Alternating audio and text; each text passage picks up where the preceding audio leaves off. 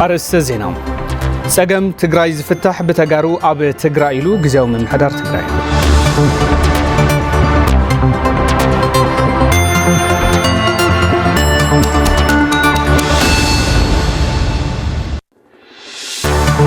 أب كتما مغلب بعشران حموشن مليون برستانس بيت مرت تمرقو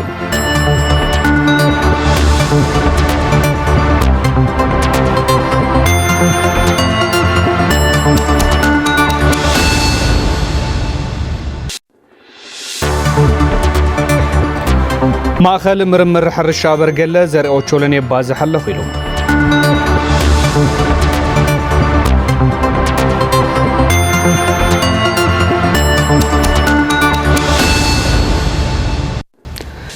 سلام تعنا هبلنا زخوركم متخاتلتي تلفزيون تجراي نمشيت ساعة حدث حزنا معلتها وزيناتات حيزنا قريبنا لنا زينات الساعة بمراح أنا تخلت خفلة بملكة كونكوا لمسح حجوس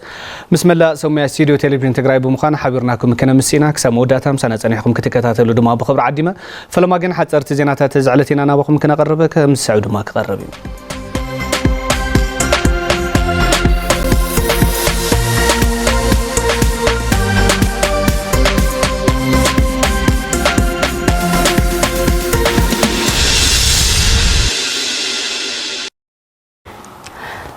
تعني حوالي كم يتنيكم خبركم تملكتنا نزعلت الزيز مرزنا يوم حاصرت زيناتات حزنا قريبنا لنا نختكاتلنا قدمنا نمسكنا ناي فلا ما زينا نسجر صقم صرويز استماي كتما مقاله بعقم من محدار اتا كتما كفتح كم زي كل ابراب عاي زبن مبل 37 سرع غباء بيت مقري كتما مقاله تحبيرو ابالات بيت مقري كتما مقاله ننقد تباهيلهم ابزدالو بوتاتات اخول مسارته لمعاس زي مملا غداي سالساي زور 7 كاري صقم ماين مبرهتن كتما مقالن كالوت مسارتن زغبرو حتوتات اقربهم يوم كنتيبا كتما مقاله دكتور ردا ابرهم محدار كتما مقاله اب 2017 عام تمرت كبابي 12 بليون بر اتوت بمكا مسارة المعات نمهنا تلمحي زوالان تنبره كابزي 4.3 بليون طرح كم زاكبه ازخاخيرهم بزدما اتم بروجكتات نابز قلصلو خلت عامتات كسغاغرو خمس تغبر بريهم زاغيت ام محبرات عرسه متحغاس سايزور 7 كاريز تحقفه لعلي 3 نوار كتما مقاله كم زلو زغلصو دكتور ردا ابره حتوتات انفستمنت لعل عقم مريت كتما مقاله مخانو دما حبيرهم الله صقم صطتا كتما مقاله وحسن مغبار امرارحان حزبن بحوار كسرحو ابارات بيت مخري حلفنتهم كفصمو اتحساسيبهم ات بيت مخري بجت عامد 2018 9.4 بليون بر بمصدا رابعي زبن مبل 37 سرع غبايو زازيملو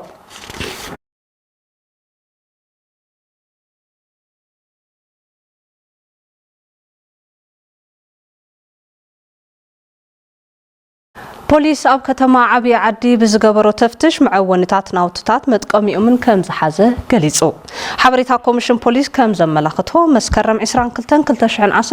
عام تمرت اب زبا ماخل تግራይ كتما عبي عدي بتلم منقد تصنيعو بستخايده تفتش ناي استفلالي معونتاتن متقميؤمن زي حقاوي عدقن اب تحت قططر كم زوعله كوميشن بوليس حبيرو ات كوميشن بوليس مناسي كاب كمزي عينت غبنات عارسم ككلاخلون حبرتسبون نزن مقرام اجام خبركت صوي الله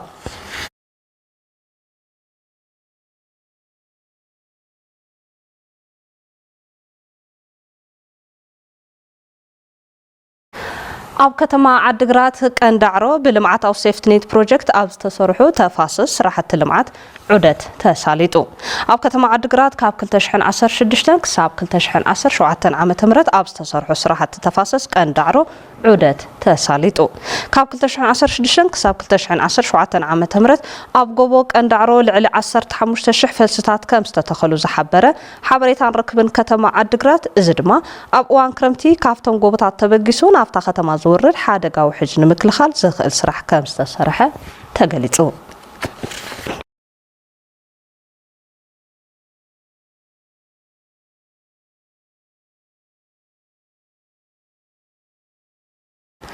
حاصرت زيناتات ساعات زازيمنا مساكم زصنح كلوام قبر كيداني زرزرنا بقربالكم اتاك تملسوا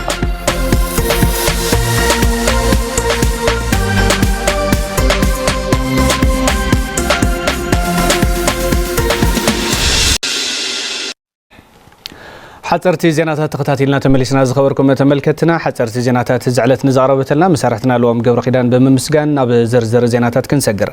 فلما نغبرو وانا مغلصي غزياو ممحدار تግራዩ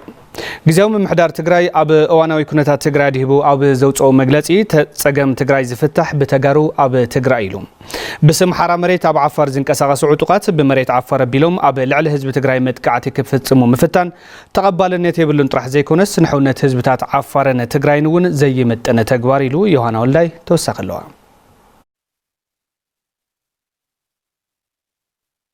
ጊዜያዊ ምምሕዳር ትግራይ ኣብ እዋናዊ ኩነታት ተድሂቦ ኣብ ዘውፅኦ መግለጺ ብስም ሓራ መሬት ኣብ ዓፋር ዝንቀሳቀሱ ዕጡቃት ብመስመር በራሕለ ናብ ኮነባ ንምሕላፍን በዛቢሎም ኣብ ልዕሊ ትግራይ ጥቃዓት ክፍጽሙ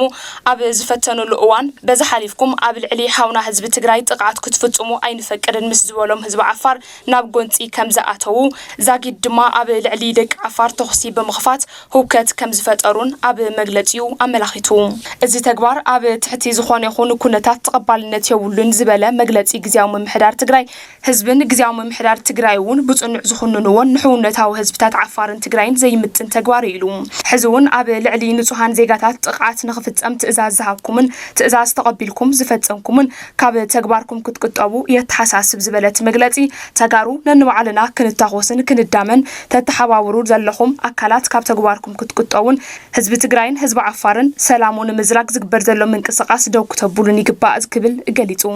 ህዝብ ዓፋር በሐፈሻ ከባብታት በራሕሌን ኩነባን ድማ ብፍላይ ሕውነታዊ ህዝብታት ዓፋርን ትግራይን ከይዘረግ በብእዋኑ እትገብርዎ ዘለኹም ሕውነታውን ሓላፍነታውን ዝተመልኦ ጽኑዕ ናይ ሰላም እምነት ህዝብን ግዚያዊ ምምሕዳርን ትግራይ ዘለዎ ንኣዳን ክብርን እናገለጹ ኮይኖም ብምኽንያት ኣብ ውሽጥና ዝተፈጠረ ሽግር ዝበጽሐኩም መጉዳእትን ህውከትን ብዝግባእ ንግንዘቦ ኢና ኢሉ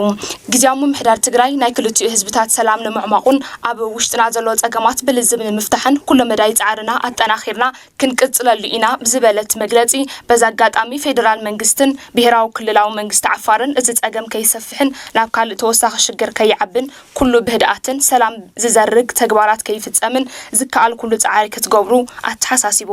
ግዚያዊ ምምሕዳር ትግራይ ጸገም ትግራይ ብተጋሩ ኣብ ትግራይ ክፍትሕ ኣለዎ ኢሉ ብጽኑዕ ይኣምን ዝበለት መግለጺ እንተስተደናጊርኩም ወይ ዝተሓሸ መራጽ መሲልኩም ጸገምና ብኣፎሙዝ ክንፈትሕ ኢና ኢልኩም እትንቀሳቀሱ ዘለኹም ወገናትና ዘለኩም አፈላላይ በሰላማውን ፖለቲካውን አገባብ ንምፍታሕ ዘለና ቁርብነት ደጊምና ነረጋግጽ ይብል ናብ ዓድኹም ክትምለሱን ንልዝብ ቁርባት ክትኮኑን ግዚያዊ ምምሕዳር ትግራይ ደጊሙ ጻውዒት ያቀርብ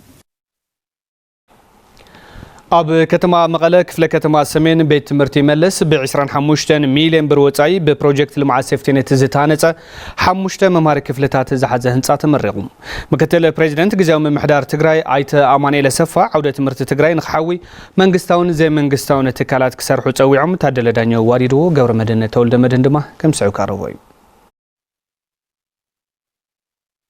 ኣብ ከተማ መቐለ ኣብ ክፍለ ከተማ ሰሜን በፕሮጀክት ልምዓታዊ ሴፍቲኔት ዝተሃነጸ 5 መምሃር ክፍልታት ዝሓዘ ህንጻ ዓለፍቲ ስራሕ መንግስቲ ኣብ ዝተረኸውሉ ብዕሊ ተመሪቖም ኣብቲ ቤት ትምህርቲ ሰፊሕ ሕጽረት መምሃር ክፍሊ ከም ዝነበረ ዝገለጹ ተምሃሮን መምህራንን እቲ ተሃኒጹ ዘሎ መምሃር ክፍልታት ዝሓሸ ከይዲ ምምሃር ምስትምሃር ክህሉ ዝሕግዝ ከም ዝኾነ ተዛሪቦም ትምህርቲ ብምራቑ ብጣዕሚ ተሓጒስና ኢና ምኽንያቱ ኣብ ሓደ ክላስ ልዕሊ 9 ተምሃሮ ኢና ንምሃር ነርና ብዙሕ ተምሃሮ ኾንኻ ራብሻ ስለዘሎ ሕዚ ይፍትሐልና ኢና ተስፋ ንገብር እዚ ክላስ ድማ ብዝተወሰነ መልክዕ ስለ ዝፈትሐልና ቢያንስ ንእሽተይ ተምሃሮ ክንቅንስ ንኽእል ኢልና ብዝብል ተስፋ ስለዚ ጽቡቕ እዩ ዝሓገዝ ትምህርቲ ዝምራቐሉ ኣብ ሓደ ክላስ 100 ተምሃሮ ኢና እናምህርና ንርከብ ነርና ሕዚ ግን ተምሃራይ ብሰላም ክመሃር ንሕና እውን ብሰላም ነምህር እዩ ጽቡቕ ዕድል ፈጢሩና ዘሎ ተሰርሑ በጽሒ መምሃር ክፍልታት 5 እዮም ኩሉም ምስ ናይ ወንበር ይኹን ብላክቦርድ እውን ለማልአ ማለት እዩ ጸገም ናይ ወለድን ጸገም ተምሃሮን ፈትሕልና ኣሎ ኢለ ልሓስብ ማለት በስእነት መምህር ክፍሊ ተምሃሮ ተጻቂጦም ይመሃሩን ይጽገሙን ከም ዝነበሩ ዝገለጹ ወለድን ወገኖም እቲ ህንጸት መምህር ክፍልታት ተጠናኺሩ ክቐጽል ከም ዝግባእ ገሊጾም ልዕሊ 70-80 ኣብ ሓደ ክላስና ተምሃሩ እዚ ብምፍጣሩ ለዓና ዓብይ ዕግበትን ዓብይ ሽግርና ዝተወሰነ ዝቐርፈና እዩ ዝብል እምነት ኣለኒ ኣብዚ ክልተ ደቀ ይምሃሩ እዮም ስለዚህ ኣብዚ ቤት ትምህርቲ እዚ ክጅምሩ ከለው ማለት ብጣዕሚ ብጸገም እዮም ጀሚሮም ምክንያቱ ዝነበረ ናይ ትምህርቲ ቤት በዝሒ ናይ ተምሃሮ በዝሒ ኣይማጣጠን ነይሩ ተገበረ ሓገዛት ንዝተሰርሐልና ቤት ትምህርቲ ብጣዕሚ ክነመስግን ደል ብጣዕሚ ይደስ ይልና ምስ ዘሎ በዝሒ ህዝቢ እንትነጻጸር ሕጽረት ቤት ትምህርቲ ከም ዘሎ ዝገለጹ ኣመሓዳሪ ክፍለ ከተማ ሰሜን ኣይተ ሙልጌታ ገብሩ እዚ ህንጸት ነቲ ዘሎ ሕጽረት ብዝተወሰነ መልክዑ ዘቃልል ኢሎም እዚ ለማዓንቲ ንምርቆ ዘለና ትምህርቲ ቤት ኣብ ከባቢና ብጣዕሚ ጽዑቕ በዝሒ ህዝቢ ይነብረሉ ካብ ዝበሃል ከባቢ ዝተመስረተ ትምህርቲ ቤት እዩ ብጣዕሚ ክሪቲካል ዝኾነ ናይ መምሃሪ ክላስ ናይ ትምህርቲ ቤት ጸገማው ዘለሉ እዋን ዝተሰርሐ ትምህርቲ ቤት ንምምራቕ ምብቃዕና ከም ክፍለ ከተማ ነቲ ፕሮጀክት የቀኒልና ኢና ንብል ኣብ ትካላት ትግራይ ከቢድ ዕንወት ከም ዝበጽሐ ዝገለጹ ምክትል ፕሬዚደንት ግዚያዊ ምምሕዳር ትግራይ ኣይተ ኣማኑኤል ኣሰፋ ትምህርቲ መፍትሒ ኩሎም ጸገማት ብምዃኑ ዓውደ ትምህርቲ ትግራይ ንኽሓዊ ብትኹረት ምስራሕ ከም ዘድሊ ኣገንዚቦም ኣብ ትምህርቲ ኢንቨስት ጌርና ንዝገበርና ጌርና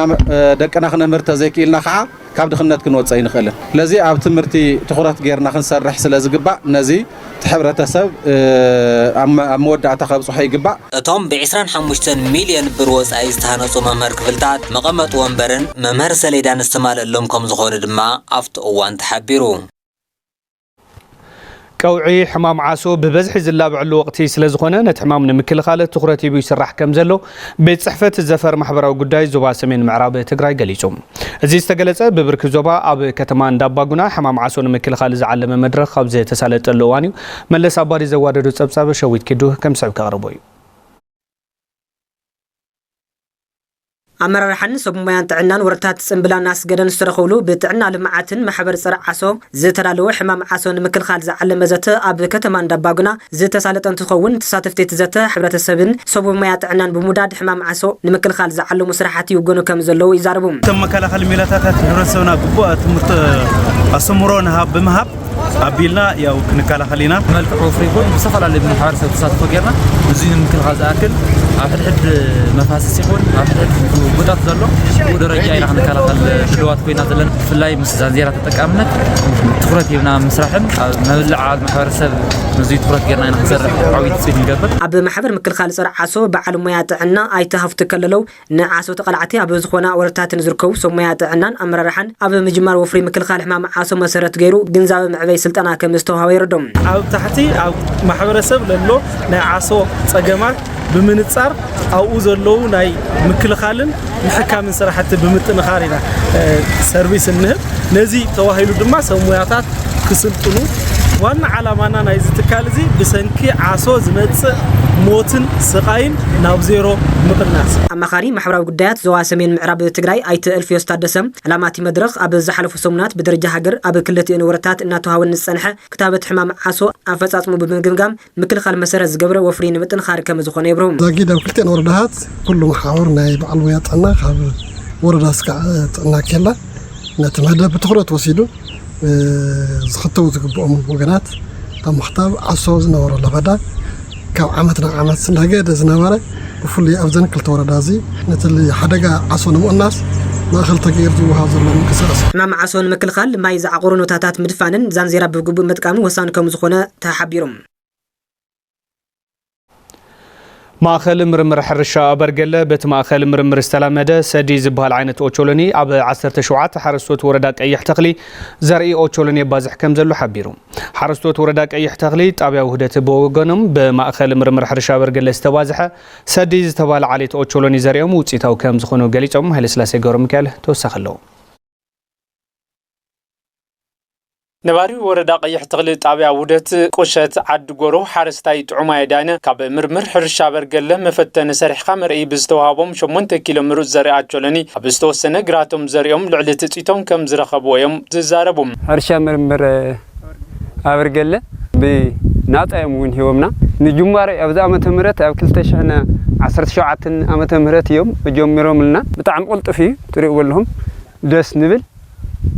ዝራእቲ ማለት እዩ ምህርታ ኦቾሎኒ ኣብቲ ከባቢ ንፈለማ እዋን ብምዃኑ ብማእኸል ምርምር ሕርሻ ኣበርገለ እንትወሃቦም ጥርጣረ ፈጢርሎም ከም ዝነበረ ዝገለጹ ሓረስታይ ጥዑማይ ዳነ ሕዚ ዘለዎ ብርኪ ምስ ረኣዩ ኣስፊሖም ብዘይ ምዝርኦም ከም ዝተናስሑን ቀጻሊ በቲ ዝረኽብዎ ምህርቲ ተሓጊዞም ብስፍሓት ከም ዝዘርኡ ይገልጹ መጀመርያ ኣይተሓጎስና ክንህውና እንተለዎ ማለት እዩ ምክንያቱ እንታይ ደሊና ነርና ከም ምሻሕሪ ወይ ከዓ ከም خالي سئلو غزياو زخون ناي سدرا نوهاو سدرا زعنجل نغزيو إنا دلينا نيرنا چلن بورينا نسمع نيرنا او سودان ديو او كالي ياو يچلا ورغل لا يولنا بس حقن اين فولت نيرنا هزغن ايدنا اتيو بطعم دستنيا تابنينا بمحرشا مرمر زياتو طعم دستنيا كالي امصيون نخمرنا زياتهم يقنيلنا بتماساسالي نبارتا طابها ايتزمن كيل زرعي مرتاچولني ابت خبابي تزري كم زي فلطن نفلم اوان زرو مرتاچولني اب صبق بركع بيت كم زلو يزاربم سخو قليو نيرنا طرطر هاو بزاونا مسرت جن انا علي 18 سنه زرييه كل كاس يزرع هو تطراطره الى بتا حزل ليلس 3 شحنه قد يفلو اقاريص اميطه ماتي هذا الناس حني خذ حزبون يتترلها جن بطعمي نانا ساعاتيا هذا بزاله صقل مسر عريتها مريت ساس نعمتاس بملاخ زرعين الجمتني ان مالتي امصاس عوي تسفاني ان اينو مرتاچولني ابت خبابي قدم حز تمكرو كم زي فلت زغلصه اب ماخل مرمر حرشا برغله تمارامارن اتحاورن كيد سرح محبر قطبه دارغي مكونن كاب كلل اوروميا زمصه بماخل مرمر حرشا برغله زتلامده سد زتبال عينتاچولني اب 17 حرست تفتني كايد كم زلن اصال ابت خبابي طلم بمهلاو بصفحات كم زسرحلو حبيرم قدم حز منم تمكر زي فلت أنا إحنا خاعة مستناي أوشلن اسمعوا كبابي زحشة مهرتك هب زخلينا سد زبال علت أوشلني أتاتنا زحشة مهرتك ركو زبال تثبتني أنا كاب سساك سبعة كاب هكتار مالتي كركو زخل سد زبال علتنا أتاتنا نقص علون أو تم حز زلوا 10 تجبرات بشكل هنا بزحة تجبرات كافتي زلوا اوچلني پرفورمانس ريوم نقصالي كاسفحفحو فقارنياتا زخون جبارات كم زلو انا نري زلنا اتحبر حرشا قطر لمعات طابيا وحدت قبر جورجس تسفا مريم تحرستاي قدم فتنه طرطاره كم زنورن بزتوابه تخاتاتال سلطنا استوسنو حارستوت زريوم حزغنا دليتهم لعل كم زخنه ابريوم تدغاغامي بزحونا يم سلطناتات دغفات تكنيكال دغاف جن تحرستاي ياو مولو بمولو نافتو زرعتي نخزر غيري مالت سلازي كنايزم 17 زيوم تطقمت دما تزوسدو نخالي حرستاي نعمتا كفافليم Good Neighbors Ethiopia استوالي قبر سناي تكال بالعلي 8 مليون بر استعدق مدحانيت نبيرو تعنا تግራይን ريفرال هوسبيتال عايدرن بحاجه زبركيتو نساتسفاي كم سعوك تغروه Good Neighbors Ethiopia بالعلي 8 مليون بروت استغبرلو مدحانيت 50 ميتاون عيدر زترف دمان بيروت عنا استعدلو مخانم اتحباري Good Neighbors Ethiopia صنفر تግራይ ايت افريم ولጌታ ገሊጦም مدحانيت زي 50% عيدر كومبريسيف هوسبيتاليو 50% دما اشدش هوسبيتالات لقيناها تግራይ لقيناها 6 هوسبيتالات لوعلي بحفشا سلازي باطغالال تريتو لنا ناب 8 مليون لقمت بقرشي دغف تغير لله لذي هم Good Neighbors Ethiopia تግራይ فيلد اوفيس نتوم او وچ خوينم امريكا خوينم تمرحينت زي لاخو مسغانانا كنقرب ندلي اذا حاجه استركبو ابيروت عنا تግራይ تتكاي اوراكيد سراح محكامن كنكنن حمات دكتور سمعون قبر صادق تكالات عنا تግራይ بحصرت مدحانيت يصغما كم زلوا بمغلاص ازعابي دغاف يلوم دحرتو كويناس زلو زحزوان بضحات تكالاتنا زعنوا وكل زخونه مرحيت قرب زي بلن كم اون بجت زي بلن كنا تعطينا زلنا ولا خفتو ضحلفه توسنا معياش تعالو سلا زخون خويم يزبل حجز نعنا تنتكالاتنا ابي حجز إلنا نحسب بغص على جن بزبل ياو Good Neighbors Ethiopia كم يزبل من حيت راح زي كونس كلوت عينتاتون حاويسهم بتوساقي ناو تحكمنا ونحاويسهم بخالي مدايون اتناخيرهم حجز قورلنا بشم بيرو تعنا ملخ تحلف يدلي ميديكال دايركتور كومبرهنسيف سبيشالايزد هوسبيتال عيدر دكتور ابراها غرغزابير Good Neighbors Ethiopia اب عيدر نزغبرو حجز مدحانيت اب غلغالوت هوسبيتال عابي ربح زلو يلوم Good Neighbors Ethiopia زي يدلي مدحانيت لهم بناو عالم توقسو يوم امصيمو ابزوم لوم معلتي تقبلنا يم زلنا مدحانيتات زرزر نعمنت ፀረ ተሃዋስያን ካላይ ኣብ ጸቅጥደም ንጥቀመሉ ሓደ መድሓኒት እውን ኣሎ ካሊ ናይ ፀረ ኣሲድ ነድሪ ከሽዐ ወይ ናይ ጨጉራ ሕማም መቃለል እውን ኣለዎ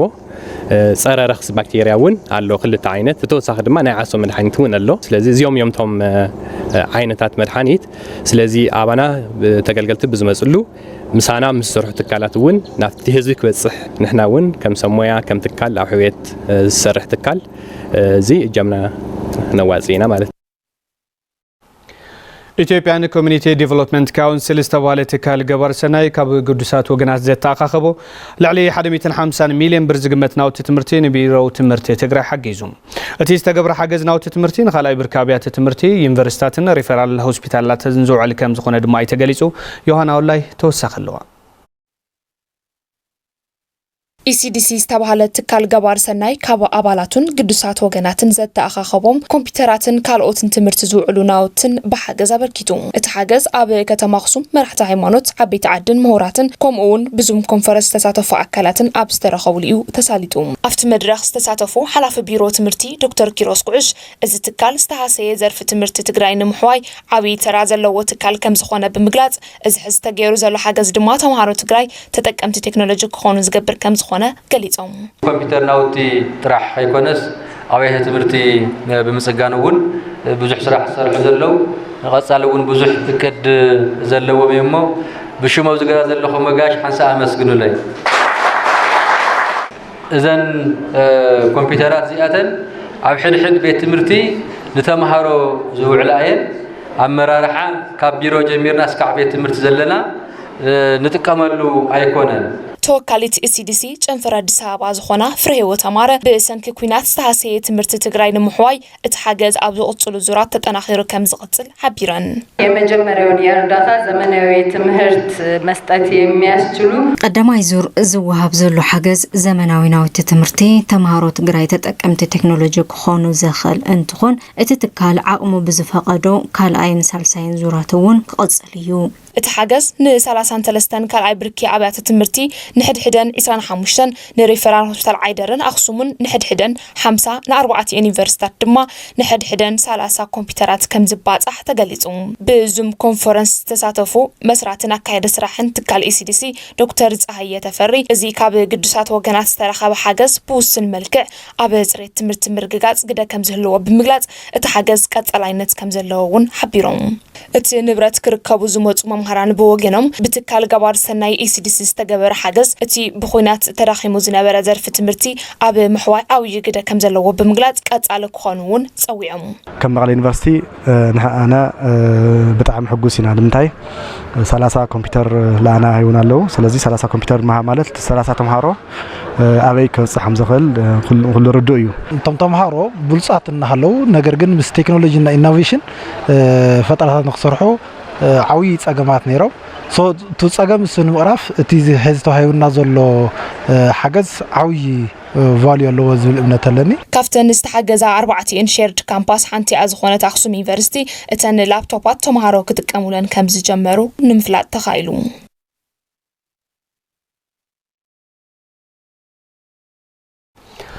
ዜናታት ቴሌቪዥን ትግራይኹም ምክታለ ተርከቡ ዝኸበርኩም ተመልከትና ዜናታትና ገና ይተዛዘሙን ካብዚ በመቅጻለ ጸብጻባት ቢዝነስ ዝዓለቲና ናውኩም ከነቅርብ ድሕሪ ዝሓጻር መሰጋገሪት መሰራትና ብትገብሩ ሒዝና ከቀርብ ሰነን ምክታል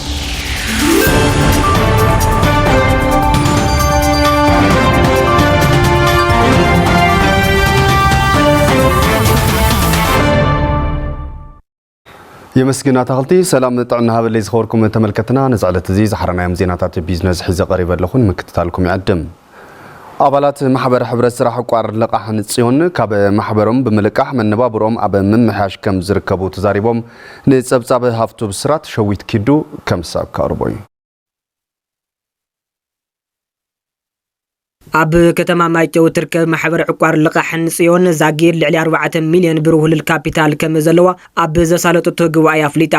ኣባላት እታ ማሕበር ብዝረኽቦ ዕድል ልቃሕ ተጠቂሞም ዝጀመርዎ ህንጸት መንበሪ ብጀኖሳይዳዊ ኩናት ተቋሪጹ እኳ እንተነበረ ብዝተረኸበ አንጻራዊ ሰላም ግና መንበሪኦም ብምህናጽ ካብ ክራይ ገዛ ተናጊፎም ምህላዎም ይዛረቡ ኣነ ካብ ጽዮን ትካል ዕቋር ልቃሕን ረኸብዎ ታዩ ቅድሚ ኩነታት ቅድሚ ጽንታት ወረር ናይ ትግራይ ኣጋጣሚ ኮይኑ ከባቢ 50,000 ቅርሺ ተለቂሐ ነይረ ገዛይ ሰሪሐ ኣብ ገዛይ ይነብር ለኹ ካብ ክራይ ገዛ ነፃየ ማለት እዩ ካብቲ ተገነ ትርፍውን ትርፍ መቆልውን ይረክብ እየ ማለት እዩ ስለዚ እዚ ለኣነ ዓብይ ዕድል ማለት እዩ ሓደ ትርፍ መቆሎ ምቀል በብግዚኡ ዕቋር ካብ ትርፍ መቆሎ ሃፍትለኒ ናይቲ ድርጅት ወይ ከዓ ናይቲ ማሕበር ኣባል ስለ ዝኾንኩ ኻልኣይ ልቃሕ ወሲደ ገዛይ ተወሰነ ቦታ ምሰፃሕ ጠጠው ኢሉ ነይሩ ሶኢላ ጠጠው ኢላ ነይራ ቆርቆሮ ምሰፃሕ ጠጠው ኢሉ ነይሩ ስለዚ ካብኣ ተለቂሐ ለ 50 ገለን ሽሓ ቅርሺ ወሲደ ታገዛ ፍንሽ ገይራ ኣብ ጥቅመ ውዕለ ያኒኹ ማለት እዩ ሕብረተሰብ ካብ ልምድታት ብኽነት ብምንጋፍ በብካዊኡ ኣብ ዝተጣየሻ ማሕበራት ብምዕቋር ተጠቃሚ ክኾን እቶም ወሃብቲ ርእይቶ ይገልጹ ሕብረት ስራሕ ማሕበራት ኣብ ሕብረተሰብና ዝለዓለ እጃም ኣለወን ብፍላይ ኣብ ሕብረተሰብ ኣብ ዝተፈላለዩ ናይ ስራሕቲ ኣብ ንግዲ ክኾን ይኽእል እዩ ኣብ ዝተፈላለዩ ምንቅስቃሳት ካብ በዓልና ናብ በዓልና ስለዝኾነ ዘን ከምዚ ዓይነት ናይ ዕቋር ልቃሕን ትካላት ክስፋሕፋሓ መንግስቲ እውን ብትኹረት ክርኤን ሕብረተሰብና እውን እቲ ስራሕን ተረዲኡ ንወደፊቱ ንቅድሚት ንክስጉማ ክዕብየን ያው ሓሳብ ይህም ማለት እዩ ቅርሺ ሓይስካ ባንክ ኣሚጥካ ይኸፊልካ እውን ምን ትረኸበሉ ንእሽተይ እዩ ዝተወሰነ ኣብዚ ዕቋር ተዓቆርካ ግን ሓደ لا أخذت تربح تكون اللقاء مالتي تلاقي خواسي القديو ترفع مقالة ما إلى قديو تربح تكون خالي ما خل بالسب سجنت اللوسة خافتن تقمت أوي خات عقرن عقارات تلاقي حو زنورة أقام فتحو بعلها هفتي خون ويقع سجماتي فتح له مالتي أبوم بر محبر حبر السرح عقار اللقاء حنسيون ممرهفتو محري تام محبر أبي خلتشحن عادن عام تمرت بخلتشح كابيتال كمستطايشتن أبي زح زوان حدا شحن خلت 200 أولاد بمحقاف لعلي 4 مليون بر وهل الكابيتال بمنان زاقي لعلي 20 مليون بر لقاحن أولادها كم ذهبت يبرهم قلقالات لقاح تنسيون ننقدي نجازا مسرحي نحكمنا سلسي ما خل جورا لقاحته حكمنا قلقال زوير قد ما يعتب بزي ورفة كازم مقصال جن بروبوزال مسرت بمقار وي ورفة مسرت بمقار نقدي نجازا مسرحي نزسفل اللي من قصاصات لوعل لقحنا هبت للتقني محور مخنا أخذت شيء عصرت شمنتي خوينا ب 400 مليون 509 شحي 508 كابيتال زي مالت بعت على درجة كابيتال بالمي كابيتالات بالكله عز على عمتته زي كابيتال حذاء نحد أول تحت 500 شح أحمش عمت الملس لقحنا هذا تقني محورها خلتش 10 شو حتى يطرحون ل 20 مليون لقحها مذهبت أبوان مخته كور مسوات نزخفون لقح وسيدهم زنور 3 أبلات لعلي 17 حبر محرت كمز جولات تحبيرهم መንገዲ ብዘይ ምህላው በመስኖ ዘፍረና ይፍረምረን ኣብ ዕዳጋ ክንቀርብ ኣይከኣልና ሊሎም ሓረስቶት ወረዳ ይሮብ ነበርቲ ወረዳ ይሮብ ጣብያ ኣራዕ ፍሉይ ቦታ ማርያም ጉንዶ ዝኾኑ ኣይተሓጎስ ስብሓትን ኣይተደስ ተሓጎስን ንዓመታት በመስኖ ዘልምዑ ኣራንሺ ሙዝን ካልኦት ፍርያትን ብሰንኪ ጸገም መንገዲ ናብ ዕዳጋ ንምቕራብ ከም ዝተጸገሙ ገሊጾም ፍርያቶም ኣብ ከተማታት ዕዳጋ ሐሙስ ዓድግራት መቐለን ካልኦትን ከባብታት ከይሸጡ ጸገም መንገዲ ማሕልኻ ኮይኖም ከም ዘሎ ይዛረቡ እዚ ጸገም ንክፍታሕ ንዝምልከቶም ኣካላት ታወርዳን ዞባን ተደጋጋሚ ሕቶ ከም ዘቕረቡ ዝገለጹ ዞም ወገናት ክሳብ ሕዚ ግን ፍታሕ ኣይረኸብናን ኢሎም ጊዜያዊ ምምሕዳር ትግራይ ይኹን ካልኦት ዝምልከቶም ኣካላት እቲ ቅድሚ ጆኖሳይዳዊ ኩናት ክጅመር ተባሂሉ ዝነበረ ህንፀት መንገዲ እቲ ከባቢ ክቐጽልዎን ይሰርሕዎ ብዘለው ስራሕቲ መስኖ ተጠቀምቲ ንክኾኑ ድማ ጸዊዖም ከም ጸብጻብ ርክብ ህዝብን ሓበሬታን ወረዳ ይሮብ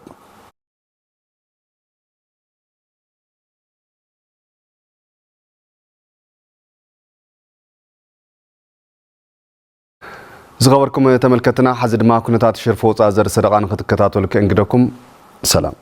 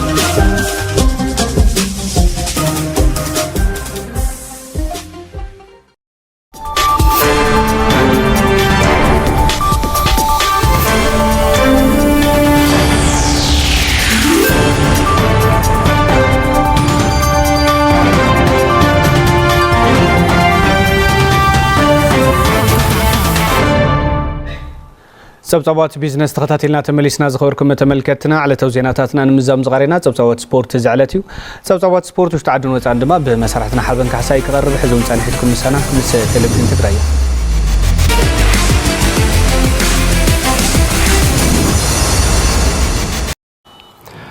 ሰላም ጠና ሃበለይ ከመይ ትወሉ ተኸታተልትና አታኽልቱ ወኔ መስገን ናብ ፈለማይ ዛዕባ ሰጊረ ሻምፒዮና ብሽክሌት አፍሪካ ንፈለማዋን ኣብ ምድር አፍሪካ ሃገር ሩዋንዳ ከተማ ኪጋሊ በደሞ ሁነታት ክካየድ ከም ዝቐነ ዝከሪ ኣብ ሻምፒዮና ድማ ንኢትዮጵያ ዝወከሉ ተጋሩ ብሽክሌተኛታት ደሚቖምሉ እዮም ቶም ብሽክሌተኛታት ናብዚ ናብ ከተማ መቐለ እንተኣትው እውን ድሙቕ ኣቀባብላ ተገይርሎም ኣሎ ስጋብ ዘፈሩ ተኸታቲልዎ ከም ሰብ ቀርብ እዩ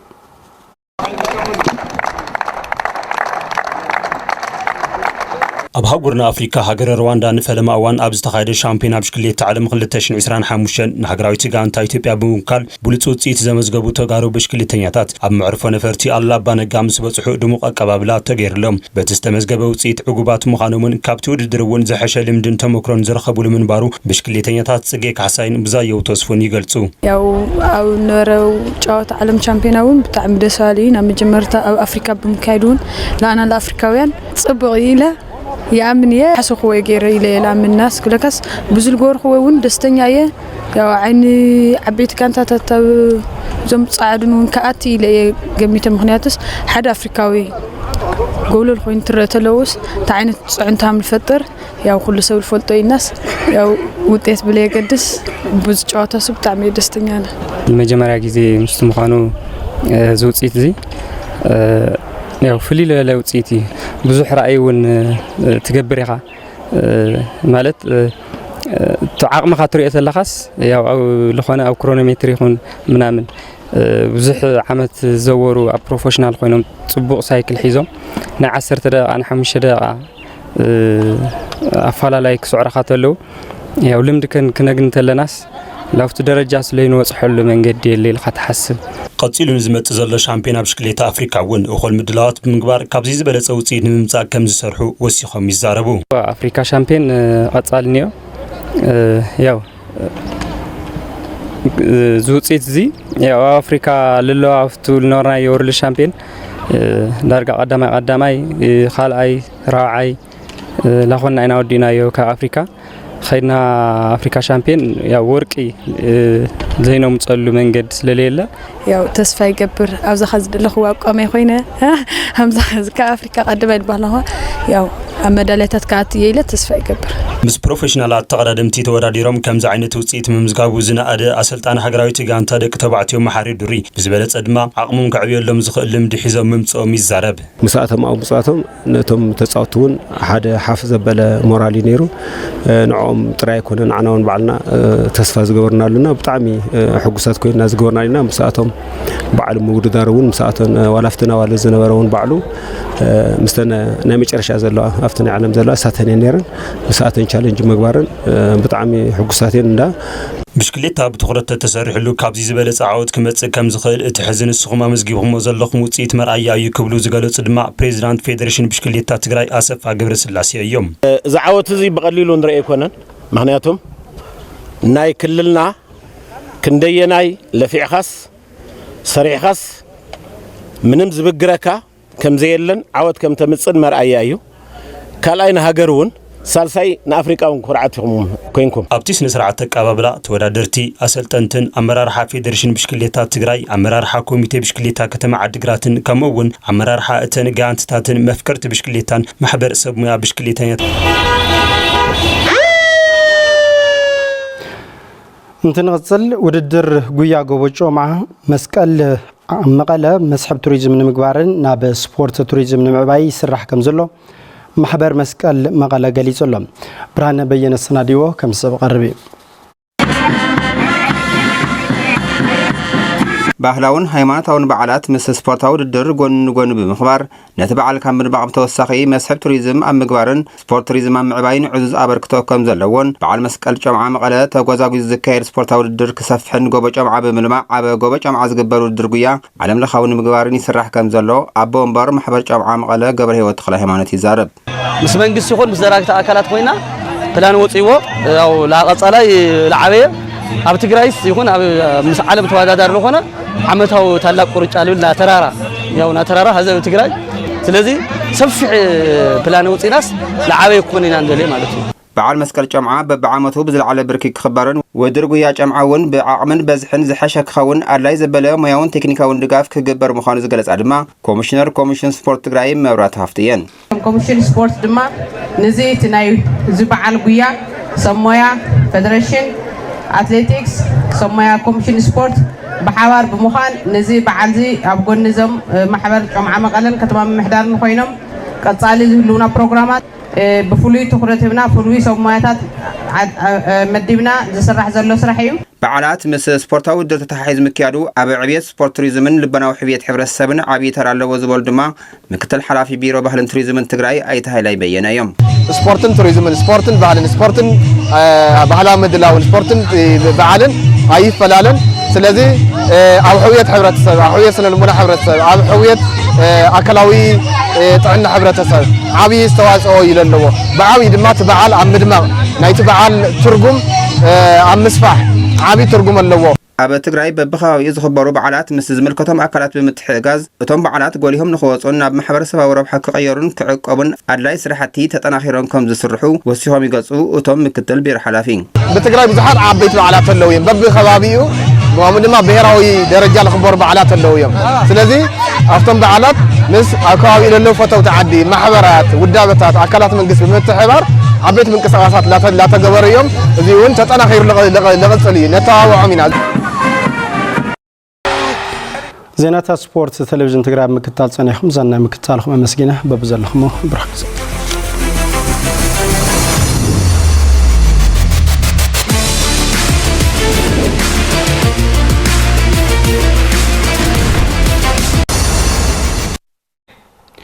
زخبركم تملكتنا حصرتن زرزر زيناتاتن كم دما صبصوت بيزنس سبورتن زحزعلتاو زيناتاتنا بزازيمنا سلت مكتالكم كبرت يابلنا ببزلخمو سناي غزا